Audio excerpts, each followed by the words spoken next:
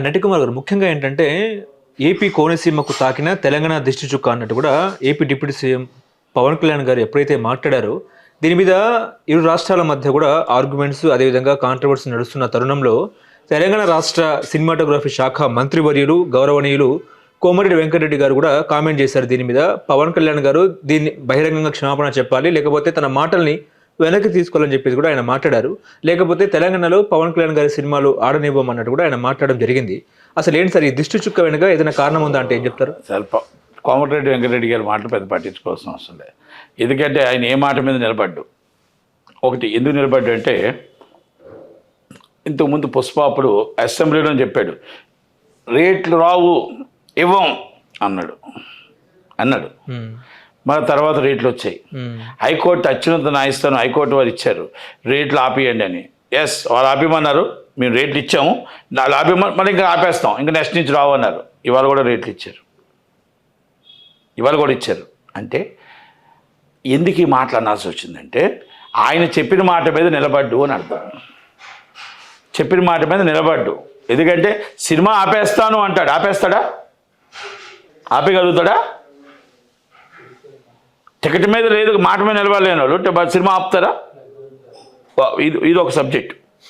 రెండోది, పవన్ కళ్యాణ్ గారు మాట్లాడిన మాటల్లో ఆయన ఎక్కడో కోపంతోనో తెలంగాణను తిట్టడమో, లేకపోతే తెలంగాణను మాట్లాడడమో, తెలంగాణను అవమానించడమో ఎక్కడా చేయలేదు. ఆయనది తెలంగాణ రాష్ట్రంలో కోట్లాది మంది అభిమానులు ఉన్నారు, కోట్లాది మంది అభిమానులు.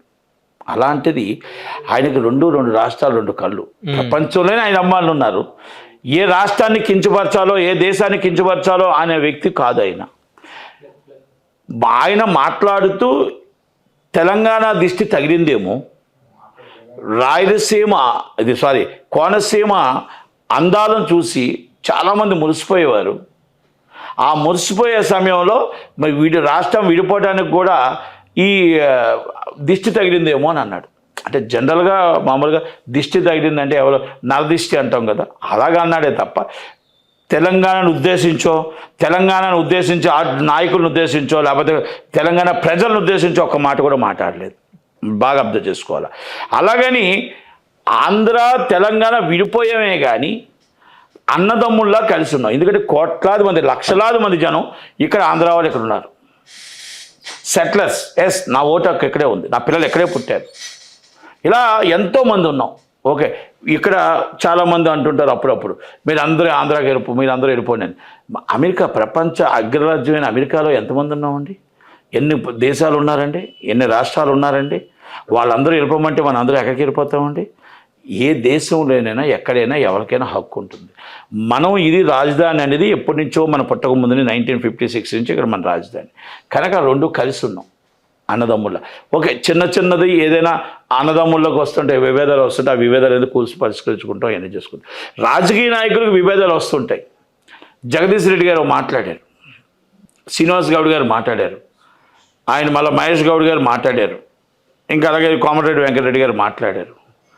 ఆయన మాట్లాడే దాంట్లో రాజకీయంగా ఉద్దేశించి మాట్లాడా, లేకపోతే ప్రజలను ఉద్దేశించి మాట్లాడా, లేకపోతే తెలంగాణ అవమానించడం కోసం మాట్లాడా? మాట్లాడలేదు కదా. ఏ ఒక్క మాట కూడా పొరపాటును కూడా ఆయన మాట్లాడలేదు. ఆయన రెండు రాష్ట్రాలు, రెండు కళ్ళు, కోట్లాది మంది తెలంగాణ ప్రజలు ఆయన అభిమానులు, ప్రాణం పెట్టి అభిమానులు ఉన్నారు. వాళ్ళని అవమానిస్తాడా? ఆంధ్ర బిడ్డలను అవమానిస్తాడా? ఆయన ఒక సామెతలో ఆ మాట చెప్పవలసి వచ్చిందే తప్ప ఏ పొరపాటును కూడా మాట్లాడలేదు. అది పొరపాటు అర్థం చేసుకోవాల్సిన అవసరం లేదు. ప్రజలు అర్థం చేసుకోలేదు. కానీ రాజకీయ నాయకులు రాజకీయంగా లబ్ధి పొందడం కోసం దాని మీద చాలామంది మాట్లాడుతూ ఉన్నారు. పవన్ కళ్యాణ్ గారు ఎప్పుడూ తప్పు మాట్లాడు, పవన్ కళ్యాణ్ గారు ఎప్పుడు తప్పు చేయడు. దేనికైనా కట్టుబడి ఉంటాడు, ముందే ఉంటాడు తప్ప ఇలా ఒక కాలంగా నిజంగా ఆయన కానీ తప్పు మాట్లాడితే వెంటనే వెనక్కి తీసుకుంటాడు. ఒక్కసారి పెద్ద మనసు మీరు అర్థం చేసుకోండి. దీన్ని రాజకీయ రంగు పొలవద్దు.